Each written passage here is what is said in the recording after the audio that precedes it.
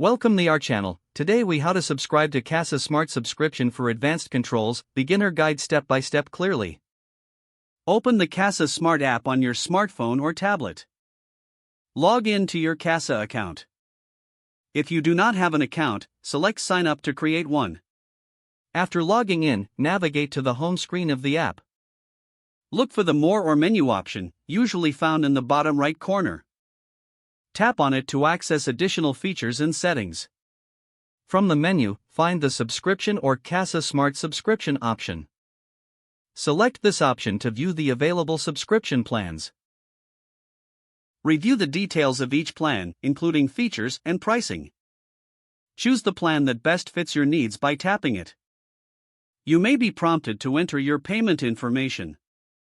Fill in the required billing details accurately. Confirm your subscription choice and payment information. Once completed, you should receive a confirmation message. Now, your Kasa Smart subscription is activated. You can start using the advanced controls available with your subscription. Explore the app to familiarize yourself with the new features. Congratulations, you are now ready to enhance your smart home experience. If the page does not load, refresh the browser or try again in a private or incognito window. Make sure you are using the correct email address, then retype it carefully to avoid small typos. If your password is not accepted, use the reset option and create a new strong password you can remember. Check your spam folder for verification or security emails, then complete any requested confirmation steps. Enable two-factor authentication if available to improve account security and reduce unauthorized access risk. After signing in, review your profile details so your contact information and settings are accurate and current.